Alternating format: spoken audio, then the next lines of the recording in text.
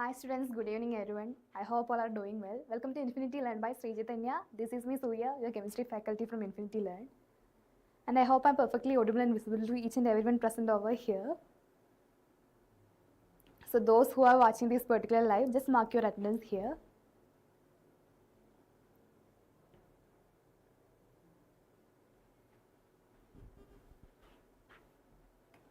So we have already completed our chemical bonding chapter. Here we are going to discuss some of the questions based on the chemical bonding. So we can just quickly revise the topic we have studied in the chemical bonding chapter. We have started from the introduction part of the chemical bonding, right? How we are forming the chemical bonding, how the compounds are forming the chemical bonding. So we again divided the chemical bonding into ionic bonds and the covalent bonds. These ionic bonds are formed by the transfer of electrons between the metals and non-metals, and covalent bonds are formed by the sharing of electrons, right? Sharing of electrons. So that we have seen the ionic compounds along with their examples and covalent compounds along with their examples. Then we have studied about the different bonds in the different theory in the case of chemical bonding, that is about the valence bond theory.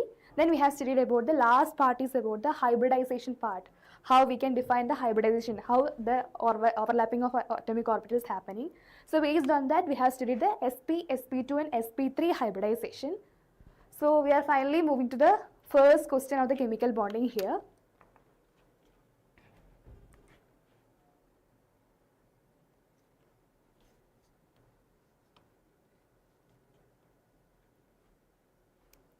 So here is our first question. Read the question carefully. While discussing about the introduction part of the chemical bonding, we have already studied the octet rule or the Lewis rule, right? How to draw the Lewis structure of different molecules. So here the first question is based on the Lewis structure of SF6 molecule. What is the total number of valence electrons in the Lewis structure for sulfur hexafluoride SF6? So what will be the answer?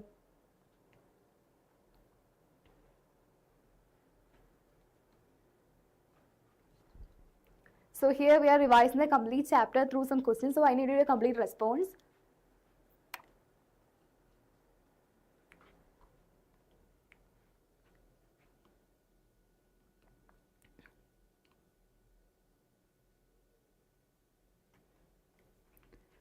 So let us try to draw the structure of sulfur fluoride, right? Sulfur hexafluoride.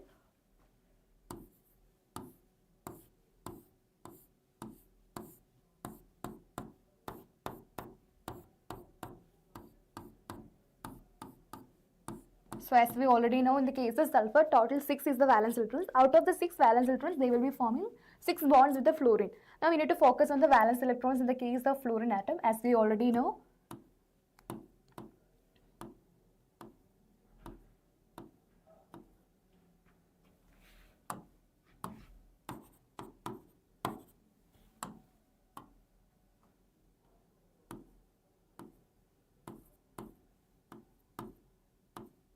Fluorine is an halogen compound, so it will be having 7 valence electrons, right? So out of 1 electron, they will be forming the bond with sulfur atom. So remaining 6 electrons are there for the fluorine atom. So each fluorine atom will be having 6 electrons.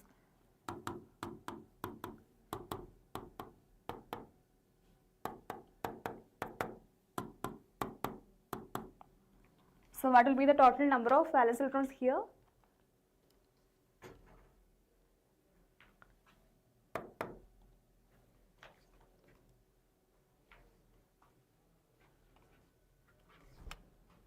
Hi Mubashira, Hafsa, good evening. So what will be the answer for this question?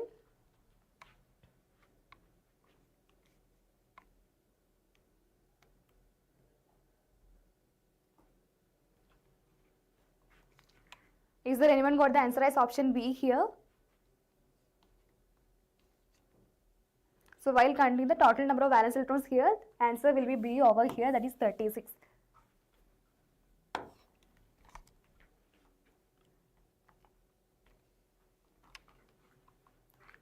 Now here is the next question. Which molecule's Lewis structure has a central atom with 1 lone pair and 3 bond pairs? So try to draw the structure, Lewis structure for the ammonia molecule. Okay, CH for ammonia and H2O molecule, CO2 molecules given here. We just want to identify which one is containing 1 lone pair and 3 bond pairs.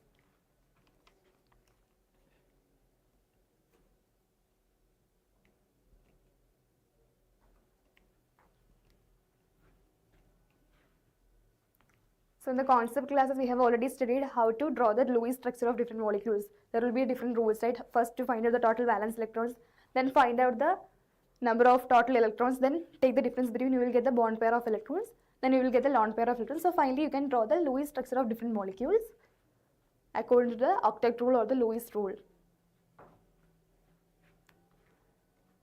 Okay, what will be the answer for this question? Yes, it will be option B, right? So if you are drawing the structure of ammonia molecule,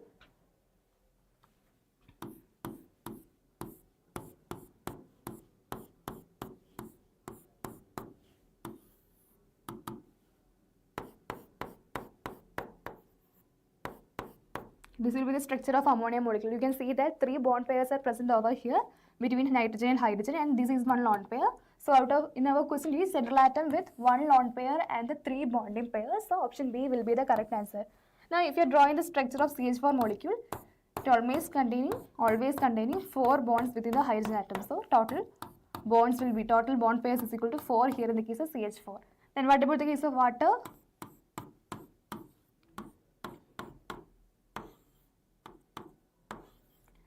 Here 2 bond pairs and 2 lone pairs.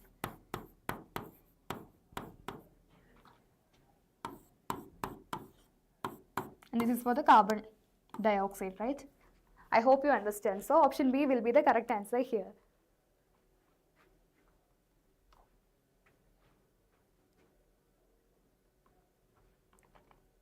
Here is our next question.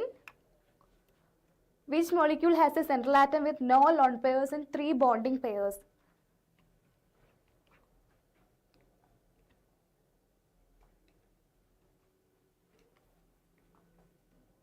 Read the question carefully. Which molecule has a central atom with no lone pairs but 3 bond pairs? So try to draw the structure of molecules.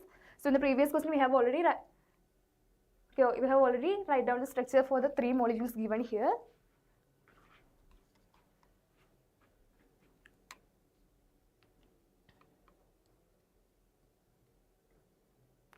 Okay, what will be the answer for this question?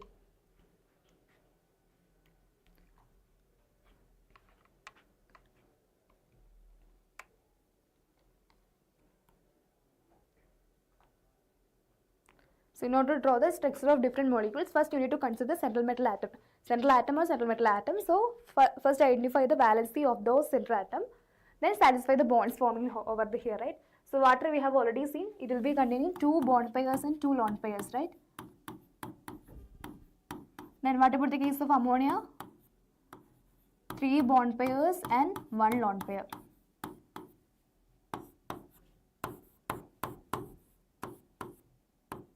The case of carbon dioxide is 4 bond pairs.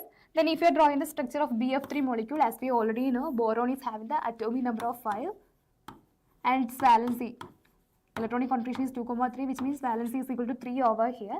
Out of 3 valence electrons, they will be forming 3 bonds with the fluorine atom.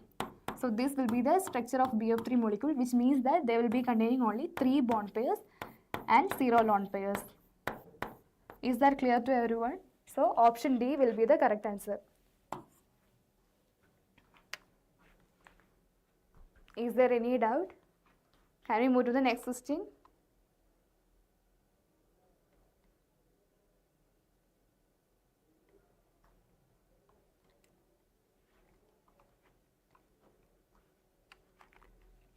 Okay, here is the next question. Question is based on the case of ionic bonds. What is the statement true about the case of ionic bonds?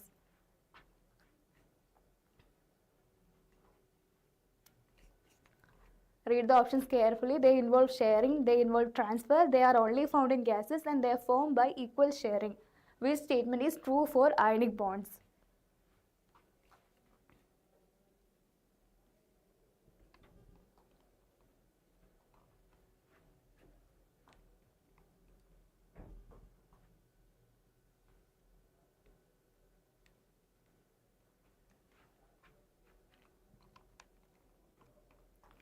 So as we already know, ionic bonds are formed by the transfer of electrons between metal and non-metal, right? Most common example is the sodium chloride. So sodium will be losing 1 electron to form the sodium plus ion, and chlorine will be gaining those 1 electron to form the Cl minus ion to form an ionic compound known as the sodium chloride. So ionic compounds are formed by transfer of electrons, right? So option B will be the correct answer. They involve transfer of electrons.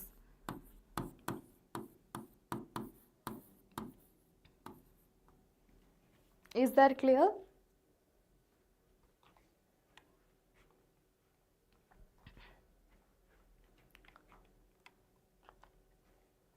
Here is the next question. The next question is based on the statement regarding characteristics of the covalent bond. Which of the following is a characteristic of a covalent bond?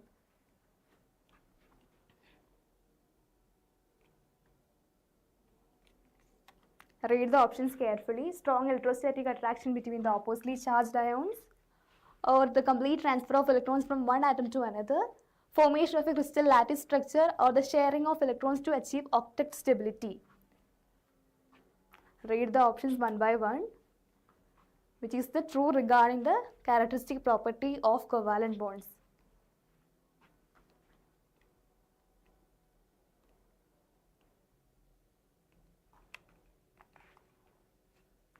So option D will be the correct answer, right? So if you are drawing any structure of any of the covalent compounds, you can say that there will be mutual sharing of electrons will be happening between the elements formed over there, right? In the case of covalent compounds, in order to attain stability or to complete the inert gas configuration or the 8 electrons in their valence shell, right? So sharing of electrons to achieve octet stability will be the correct answer regarding the covalent bond formation or the covalent compound formation.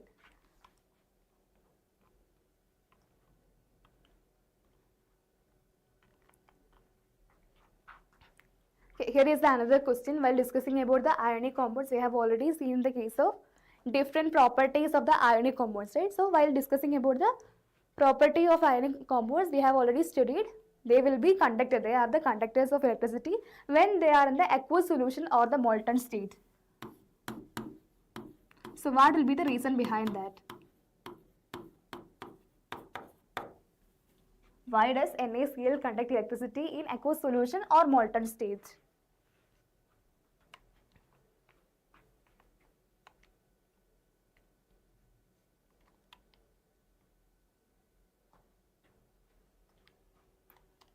So what will be the answer?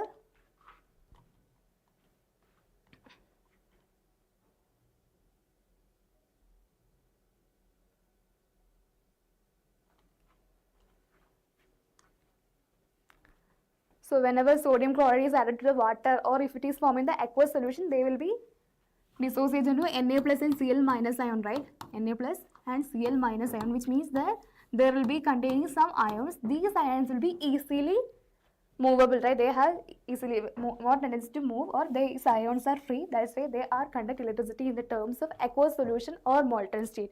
If they are in the solid state, they are not conduct electricity. Clear?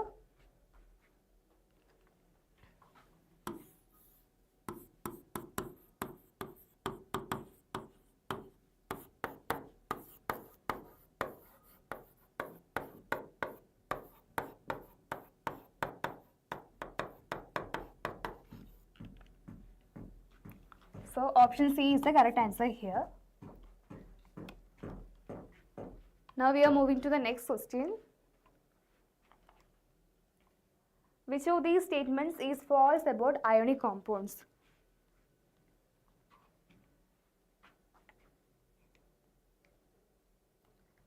Hassan, no need to worry. This is not exactly in the syllabus of CBSE grade 10. It is in the syllabus of grade 11. So you're just giving a brief idea about the foundation part of the grade 11 classes. No need to worry. You must have a proper idea about what you mean by covalent bond, what you mean by ionic bonds. So after completing the session, just try to rewatch the recorded session for the complete chapter. It is already uploaded in the channel.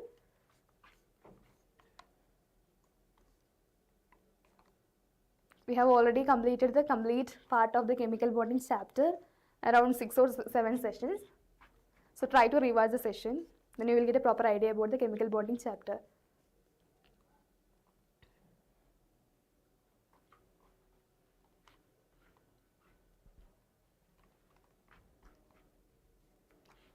So, what about the answer for this question? Which is false about ionic compounds, right? So, as we already know, while discussing about the solubility, they are highly soluble in water and they have high boiling point. Their and they are crystalline solids. But as we already know, in the case of ionic compounds, they will conduct electricity only in the aqueous solution or the molten state, right?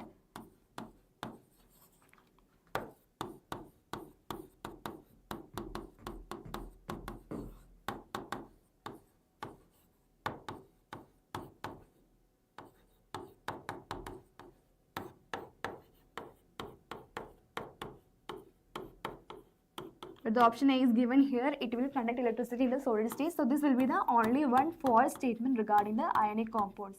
Is that clear?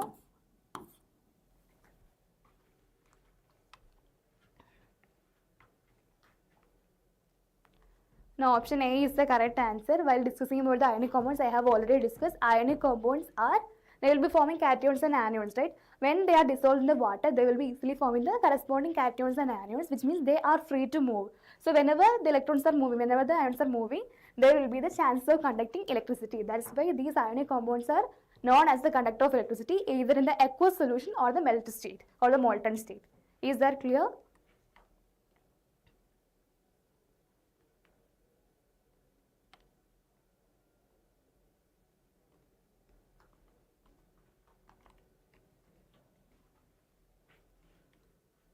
So here is the next question. The principle of like dissolves like means.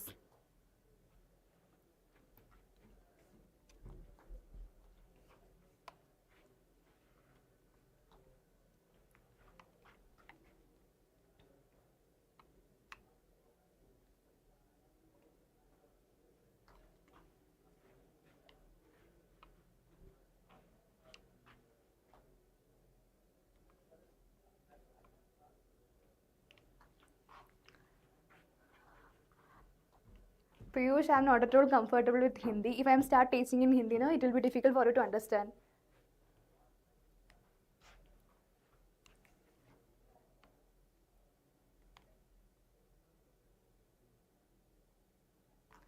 So what will be the answer for this question? Like dissolves like. So while discussing about the properties of ionic compounds, as we already know, ionic compounds are polar in nature, right?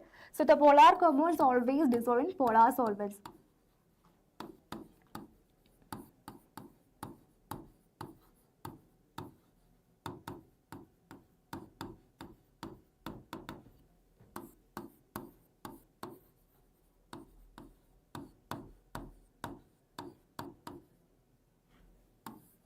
Similarly, non-polar compounds dissolves in non-polar solvents. So here the given option is given that polar compounds dissolve in polar solvents, right?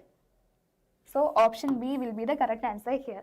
Like dissolves like means the same property of the compounds. I mean, if they are the polar compounds, they will dissolve in the polar compounds only. If they are non-polar compounds, they will dissolve in the non-polar solvents only. For example, in the case of ionic compounds, they will be easily dissolved in the water like polar solvents, but not in the non-polar solvents like kerosene or benzene.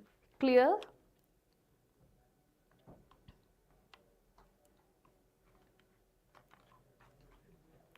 Here is the next question. Which of the following solvents will dissolve an ionic compound easily?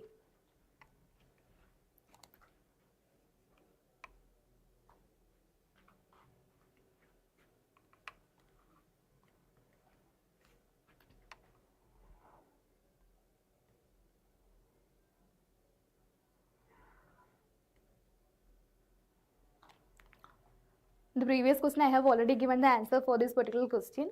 Ionic compounds are the polar compounds, right? So they will be easily dissolved in the polar solvents only. So out of the option given here, we can say that water is the only one polar solvent given here. So option C will be the correct answer because ionic compounds are polar in nature. So they will be easily dissolved in the polar solvent.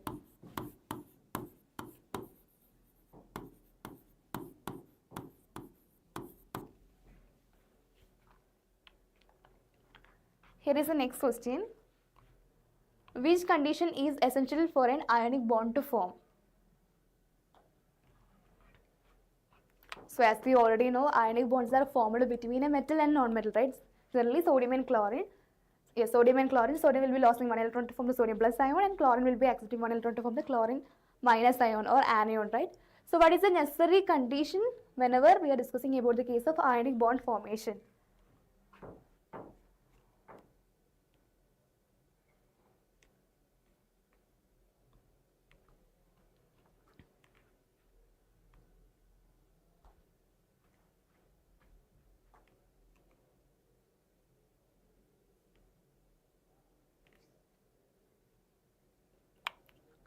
whether they are formed between a metals or non-metals, or two metals or two non-metals. Just think about the example. If you are thinking about the example of sodium chloride, sodium is the metal and chlorine is the non-metal, which means the ionic bond is really formed between metal and the non-metal pair, which means option B will be the correct answer here.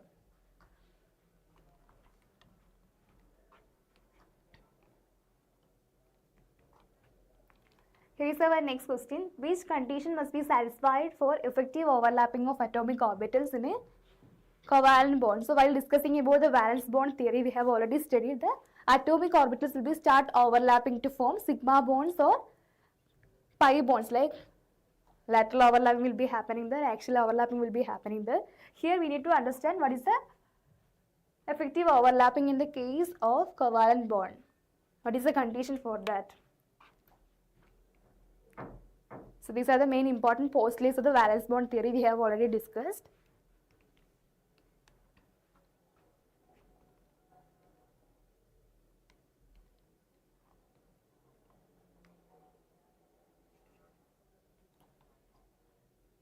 So generally the atomic orbitals with almost similar energy or the proper orientation will be undergoing overlapping. Similarly, SS orbital will be undergoing SS overlapping.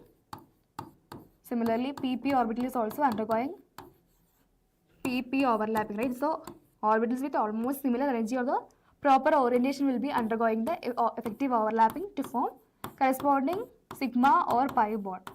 That is the basics of the valence bond theory, which we have already discussed. Here is the next question. What is the total number of bonds present in ethene molecule? The same compound and their hybridization we have already studied in the fourth chapter in our grade 10, carbon and its compounds. So try to identify the structure of the C2H4 molecule, then identify the total number of bonds in the case of ethene molecule.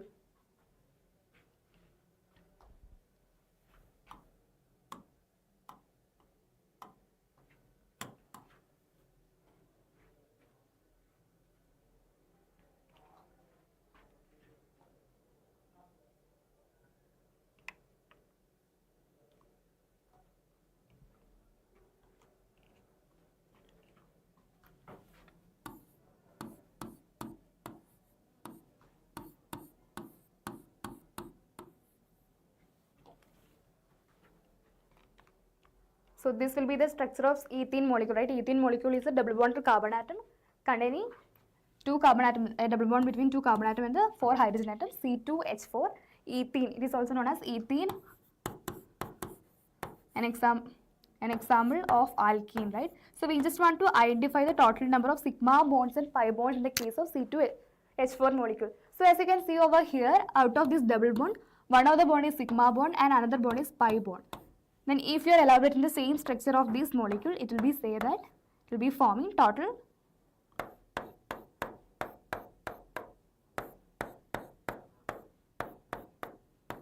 4 sigma bonds, right? 4 sigma bonds with the 4 hydrogen atom and 1 sigma bond with the carbon atom here. So total 5 sigma bonds and 1 pi bond is present in the case of C2H2 molecule. So that will be the correct answer. Option B, 5 sigma and 1 pi bond. Is that clear?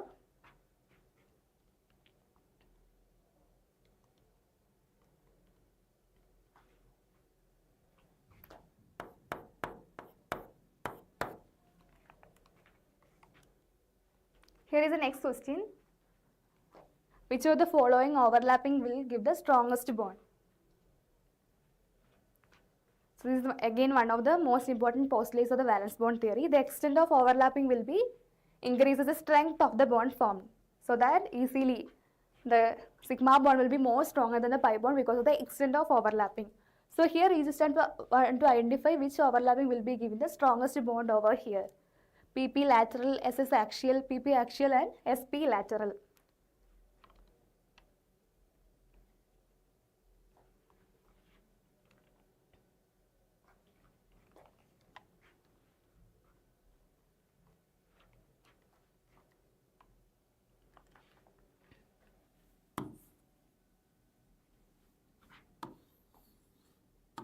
So as we already know, in the case of p orbital, they will be having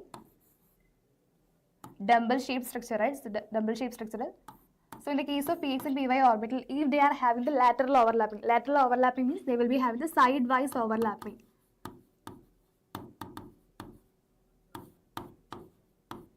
So the extent of overlapping is minimum in the case of lateral overlapping, right? Now if you are taking the case of SS axial, as we already know in the case of SS orbital, they will be having the spherical shape. So if two S orbital come together, they will be undergoing overlapping to form the SS axial overlapping or resulting in the formation of sigma bond, right? Sigma bond. Then what about the case of PP axial? PP axial means this will be a P orbital. They will be forming head to head overlapping, right? Head to head overlapping or the axial overlapping.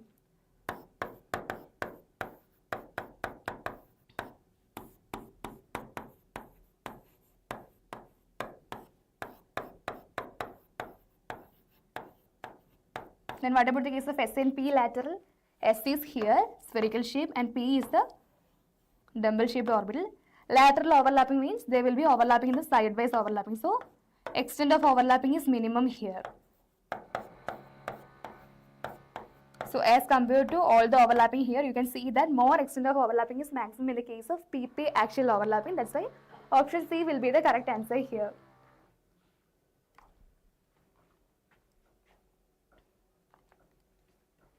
Here is the next question. Which statement is true about the shape of NH3 molecule? This question is based on the concept of hybridization.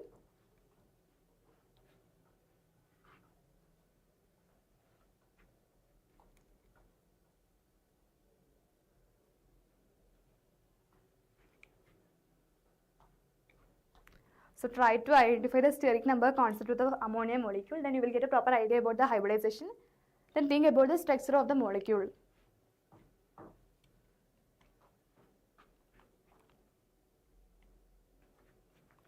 In the case of ammonia molecule, as we already know, they will be having 3 bond pairs with the 3 hydrogen atom, and one of the remaining 2 electrons are represented as a lone pair over here, right? So if you are finding the steric number of this compound, as we already know, steric number can be calculated by using total number of sigma bonds plus total number of lone pairs. So here total number of sigma bonds is equal to 3 and lone pair is equal to 1, which means steric number for this particular compound is equal to 4. If we are having the steric number is equal to 4, we will be getting the hybridization as sp3 hybridization, right? sp3 hybridization.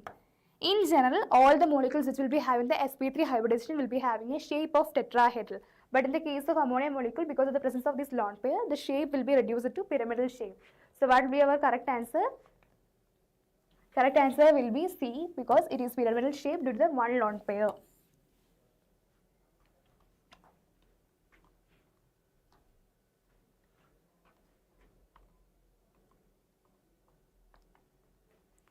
Here is the next question. Again, the question is based on the number of pi bonds present in the case of molecule of ethine, C2H2.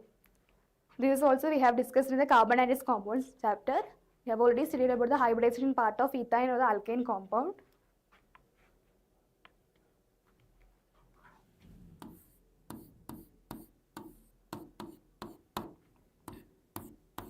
So this is the structure of C triple bond CH or C2H2 known as ethyne molecule or acetylene molecule. As you can observe here, out of triple bond, one will be sigma bonds and remaining 2 will be the pi bonds.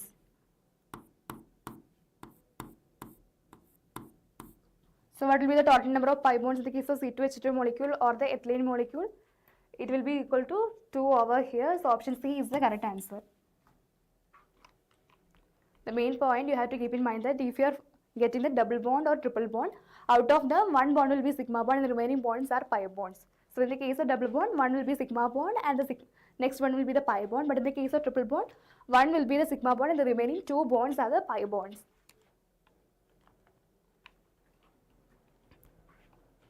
Here is the next question. What is the relationship between the extent of orbital overlapping and the nature of covalent bond or the strength of the covalent bond?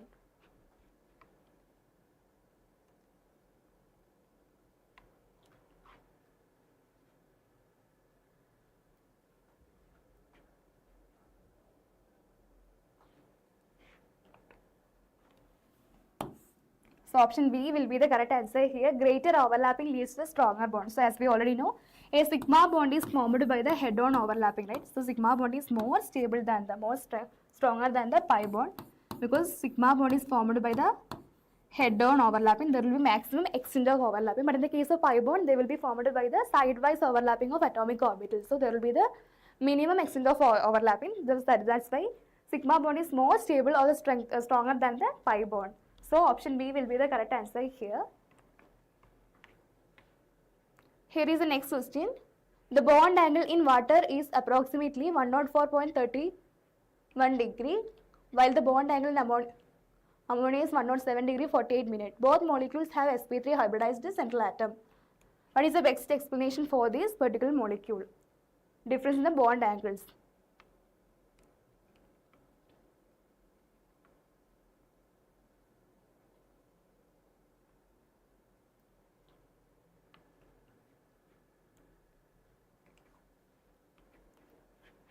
So when you are comparing the bond angle or the hybridization of NH3, as you can see over here, in the case of ammonia, there will be one lone pair is present and 3 bond pairs are present. If you are drawing the, or if you are finding the steric number of this particular molecule, it will be equal to 4, which means this is again sp3 hybridization. Then if you are drawing the structure of water molecule, as we already know, in the case of water molecule, there will be 2 lone pairs are present inside the central atom or the oxygen atom, right? So because of the presence of these 2 lone pairs, again hybridization will be sp3, but the shape will be bend or V shape.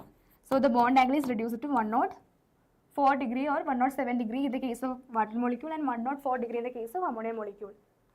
Clear?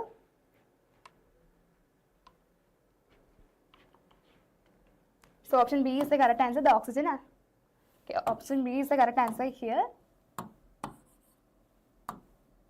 Ammonia has 1 lone pair in the case of nitrogen, and whereas water has 2 lone pairs in the case of oxygen in the case of water molecule. So option B is the correct answer. Now we are moving to the next question. The molecular shape of BeCl2 is linear, and while that of BCl3 is triangular planar. The difference that can be attributed to.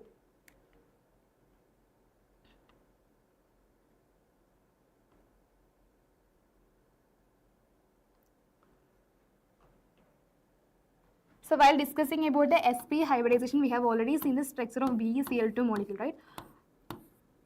So if you are finding the steric number over here, it will be total number of sigma bonds, that is equal to 2. If you are having the steric number is equal to 2, it will be sp hybridization and shape is equal to linear and bond angle is equal to 180 degree, right? And what about the case of BCl3? BCl3 means they will be having the steric number. They will be having 3 bond pairs with the 3 chlorine atoms in between boron. So steric number is equal to 3 over here, the number of sigma bonds. Then hybridization is equal to sp2, or the shape of molecule is equal to trigonal planar and bond angle is equal to 120 degree. So the type of hybridization will be predicting the shape of molecules as well as their bond pair, bond angle and the bond pair of electrons.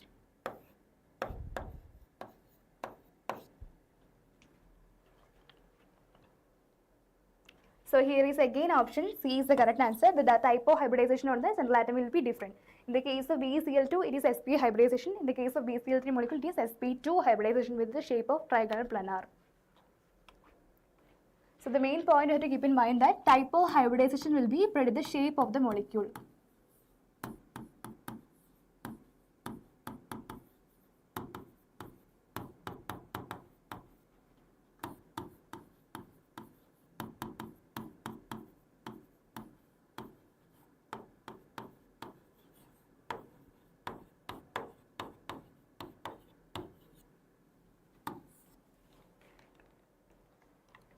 Here is the next question. Which of the following is true about sp2 hybrid orbitals?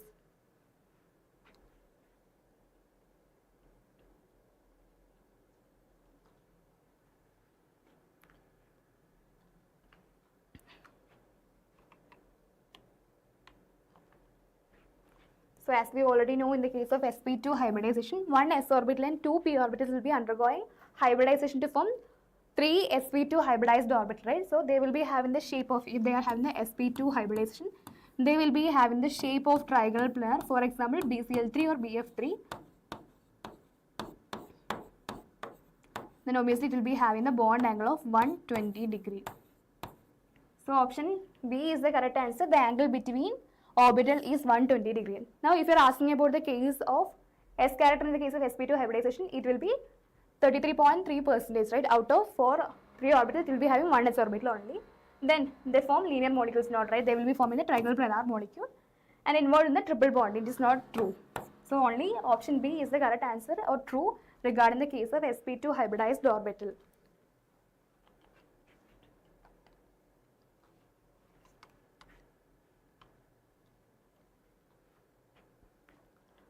Okay, that's all about from my side for today. We have already completed the chemical bonding chapter. We have already taken some of the questions from the chemical bonding chapter. Now there is a general reminder about the SCORE examinations. Sri Chaitanya Academy is giving a super opportunity to take the international level of scholarship examination. You will be getting good rewards according to this examination. So the examination will be conducting on September 28 and October 12. You need to register before September 26. The link will be provided in the description. So just register now, and it will be available for the students from grade 3 to 11. Offline and online examination centers are there. So link will be provided in the description. Try to register by today itself. So thank you so much all of you. In the next class I will try to cover more questions from the chemical bonding itself. I hope you guys enjoyed the session. If you really like the session, hit the like button. Share the particular session to your friends also and subscribe our channel. If you want to get the session PDF for this particular class, you need to join our Telegram channel, Infinity Learn 9 and 10 Telegram channel. You will be getting all the session PDF after all the classes there. So thank you so much all of you. See you in the next class.